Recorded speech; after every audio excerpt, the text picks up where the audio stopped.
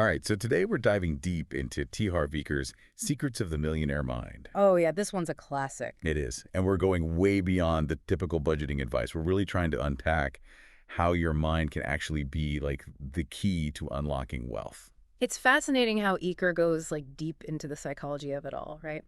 He says it's not just about knowing what to do, but it's really about something he calls your money blueprint, Okay. which is this set of beliefs about money that we've all got kind of running in the background. So is it like we're all kind of programmed in a Yeah, way without even realizing it? exactly. And here's the thing. This blueprint is largely formed from our experiences, Oh, wow. especially like way back in childhood. Interesting. Think about it. What messages did you get about money growing up from your parents, hmm your environment? Maybe things you overheard even. hmm All that stuff goes into shaping this blueprint. I mean, that's kind of mind-blowing when you Yeah. think about it. Makes you wonder what kind of messages you picked up along the way. Right, and he uses a powerful analogy to really drive this point home. He compares the mind to a computer program. Okay. So just like software dictates how a computer functions, our money blueprint directs our financial Oh, actions. I see. So it's like even if you're following all the right advice, if your subconscious is whispering things like money is the root of all evil or rich people are snobs, like you're working against yourself. Totally. And Aker himself, he experienced this firsthand. Oh, really? Yeah, he had this strong desire for success, but he kept hitting these financial roadblocks. And it wasn't until he got some advice from a multimillionaire friend that things started to change for him. Hmm. I'm curious, what was the advice? Was it some secret investment strategy? Not even close. It was actually much simpler, but really profound. His friend told him, if you're not doing as well as you'd like, all that means is there's something you don't know. Oh, wow. Which led Aker to realize he needed to study the minds of successful people, like really understand how they think. That makes sense. So he started looking at their thought patterns, their actions. And that's how he uncovered this millionaire mind, this set of beliefs and behaviors that really contribute to their success. Okay, so we've got this money blueprint potentially holding us back. Yeah. But the good news is, Eker believes we can reprogram it right. Absolutely. We have the power to rewrite that code. And he uses this really vivid analogy of a tree. He says, it's what's under the ground that creates what's above the ground, Okay. meaning to change your financial fruits, your outcomes. Hmm. You need to address your financial roots, those underlying beliefs about money. Wow, I love that analogy. That's powerful. So how exactly is this money blueprint formed? I know Aker mentions a few key influences. Yeah, so he points to verbal programming, specific incidents, modeling, and even rebellion against parental patterns. Let's break those down a bit, starting with verbal programming. So that's like all the things we hear about money growing up, right? Exactly. It's those messages, whether they're direct or subtle. When they're repeated over and over again, they really get embedded in our subconscious. And he tells this great story about a student named Stephen who grew up hearing his mom say things like, rich people are greedy and you should have just enough to get by. Oh, gosh. I can only imagine the impact of hearing that throughout your childhood. Right. It's no wonder Stephen struggled to embrace financial abundance. Yeah. Even if he wanted to on a conscious level, he had this subconscious block. It all comes back to that point about emotions sometimes overriding logic. Right. And he even says, when the subconscious mind must choose between deeply rooted emotions and logic, emotions will almost always win. It's true. It's like our emotions have a mind of their own sometimes. So we've got verbal programming, but I know Eker also talks about specific incidents. Yeah, even seemingly minor events can have a lasting impact. Interesting. For example, he tells a story about his own wife. When she was little, whenever she wanted a treat, her parents would tell her, Dad's got all the money. And that shaped her view of money. Interesting how something so seemingly small can have a big impact later. Exactly. It's crazy how these early experiences can stick with us, even if we don't consciously remember them. Makes you think. And these blueprints can even impact our relationships, too. Eker's really open about how his and his wife's different views on money caused some friction in their marriage. Oh, yeah. They had totally opposite money scripts. Yeah. Right? She saw money as pleasure, and he saw it as future freedom. Mm. That's bound to create tension. Oh, it did. Until they became aware of those different money blueprints and started to communicate more openly about their goals and their fears around money. That's so important.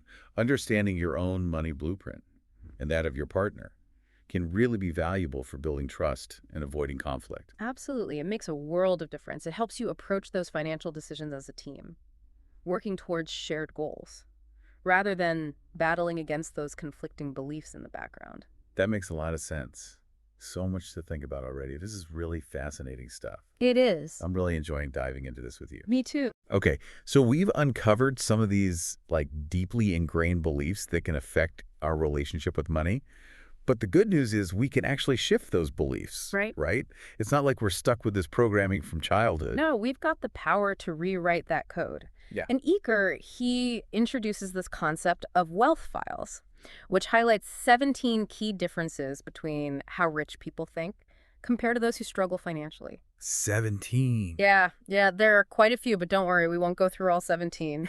But we'll hit some of the ones that really stand out, and then you can kind of explore the rest on your own. Perfect. Okay, so where should we start? Well, let's jump right in with wealth file #1, which states that rich people believe I create my life. Poor people believe life happens to me. Oh yeah, that's powerful. Yeah. That's really about taking ownership, isn't it? It is. It's about recognizing that you're the architect of your own financial reality, not blaming outside factors or luck, Okay. but really understanding that you have choices. Yeah. And those choices lead to certain outcomes. Whereas folks who might be struggling financially, they might feel like they're constantly getting dealt a bad hand. Yeah, that's a common pattern. And this difference in mindset really ties into wealth file #2, which says, rich people play the money game to win. Poor people play the money game to not lose. Oh, so it's like the difference between striving for abundance Yeah. versus just trying to survive. Exactly. It's about your orientation towards money. Mm. Are you aiming for growth and expansion, or are you just trying to avoid loss? But I remember Riker tells that funny story about the chicken dinners Oh, yeah. to illustrate this point. He realized that when he was just aiming for comfort, that's all he ever ordered at restaurants. Chicken dinners. Right, it was like this limited mindset even in his food choices. Exactly. And I think so often we get stuck in that survival mode where we're just trying to get by and we Yeah. unconsciously limit our choices in all areas of life. Oh, that's so true. We play it safe, settle for the bare minimum. It's like a self-fulfilling prophecy.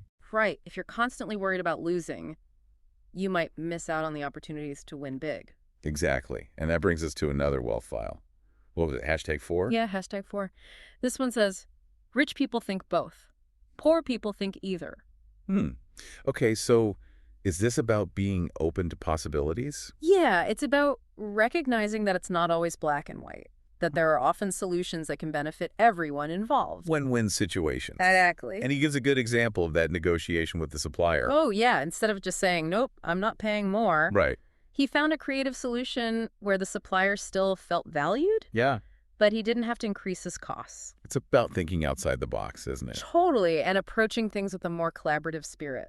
Okay, let's see what's next. Oh, wealth file, #6. Hmm. This is a big one. Yeah, this one often sparks a lot of conversation. It says, rich people admire other rich and successful people. Poor people resent rich and successful people. I can see how that would be a big roadblock. Mhm. If you're resenting successful people, you're probably not going to learn from them. Absolutely. And Aker admits that he used to have some negative stereotypes about wealthy people. Yeah. He pictured them as like snobby and out of touch. But when he started interacting with them more, he was really surprised. What did he find? He found that many of them were incredibly generous and down to earth, and they were willing to share their knowledge and support others. That's great. Oh. And he shares that amazing story about the heart surgeon. Oh, right. The one who would perform surgeries for free 1 day a week. Yeah, it really challenges that stereotype that all rich people are greedy. It does. It's all about shifting our perspective. Right. Instead of viewing successful people with envy or resentment, we can choose to see them as sources of inspiration. Absolutely. Focus on what you can learn from their experience. And that leads us to wealth file, #7, which is all about our social circle. Rich people associate with positive, successful people. Poor people associate with negative or unsuccessful people. It's the company you keep, right?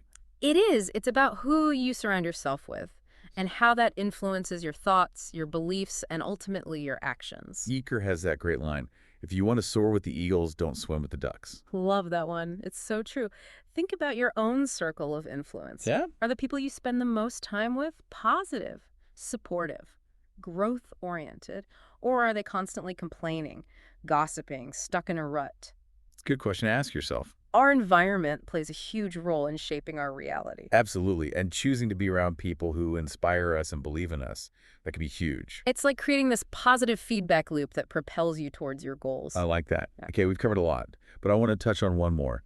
Wealth file, #9. Oh, yeah. This one's a good one. It states that rich people are bigger than their problems. Poor people are smaller than their problems.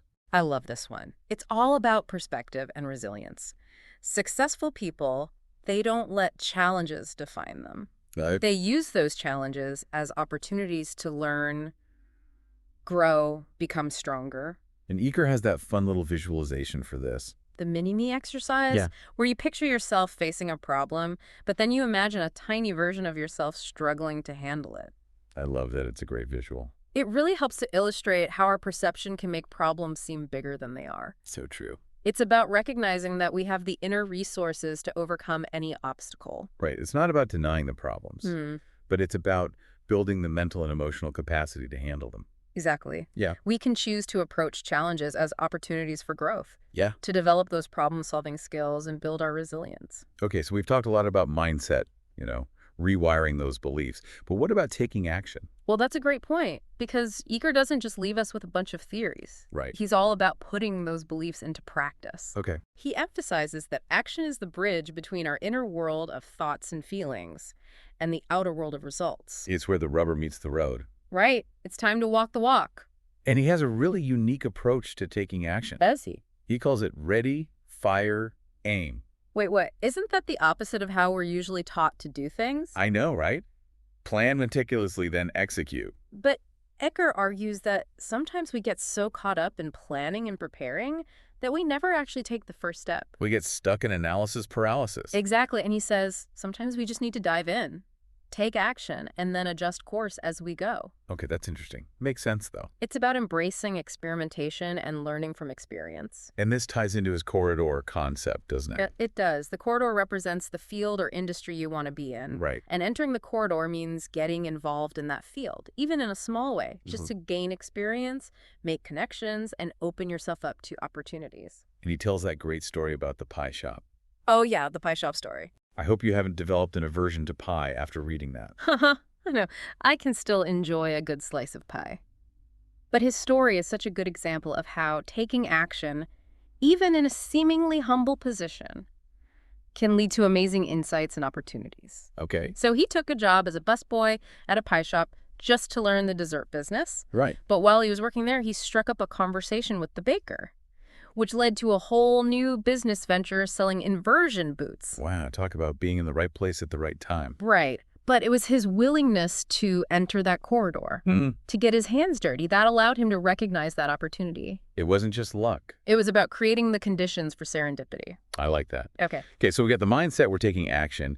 But what about the actual day-to-day management of money? Does Eker have specific advice for that? He does. He emphasizes that wealthy people aren't necessarily smarter. They just have better money habits. Okay. They've developed systems and strategies that really support their financial goals. So it's about creating a system that works for you. Exactly. It's not about a one-size-fits-all approach. Yeah. It's about understanding your own financial personality, your strengths and weaknesses, and designing a system that feels empowering, not restrictive. That makes sense. Yeah. And of course, Eker's a big advocate for saving and investing. Of course. But he also introduces a really unique concept, the play account. The play account. Yeah. What is that? So he recommends allocating 10% of your income to an account that's specifically for spending extravagantly each month. Wait, really? Yeah. That sounds a little indulgent. It might sound that way, but the purpose is to cultivate a mindset of abundance and prevent those feelings of deprivation. Okay. It's about enjoying the fruits of your labor, celebrating your successes, and reinforcing the belief that you deserve to have nice things. So you're giving yourself permission to actually experience the joy of financial abundance. Exactly. It's a reminder that money is meant to be enjoyed, not just hoarded. Okay, I like that. And it helps to strengthen that receiving muscle so you can feel more comfortable having and enjoying wealth. Wow, we've covered so much ground. I feel like I'm starting to see my own money blueprint a bit more clearly. That's great to hear. And it's really encouraging to know that we can actually shift those beliefs. Uh-huh. We're not stuck. Not at all. So we talked about the money blueprint, how it's formed, Yeah. how we can reprogram it. We looked at Eker's wealth files, those differences in thinking between the rich and everyone else. Right. We even touched on taking action and developing those healthy habits. Yeah. We've been through quite a journey, haven't we? We have, and I have to say, Eker's book is packed with so much more. Oh, it is. There are tons of strategies, exercises, even more insights to really help you create that lasting wealth. Right, because this is really just the beginning. It is. It's about planting that seed for a new relationship with money. Right. One based on abundance and empowerment. And joy. Exactly. But as we wrap up this deep dive, I want to leave our listeners with one final thought. Okay.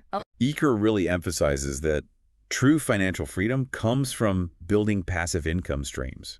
So, income that flows in even when you're not actively working. Yeah, that's the dream, right? It is. So my question for you, listener, is what steps can you take today to start creating income even while you sleep? Ooh, that's a good one. It's about getting creative thinking outside the box. Maybe leveraging your unique skills and talents in a new way. And it all starts with that mindset shift. It does embrace those wealth file. Challenge those old beliefs. And start taking action. You got this. Thanks for joining us for this deep dive into the secrets of the Millionaire Mind. Until next time, keep learning, keep growing, and keep reaching for those financial dreams.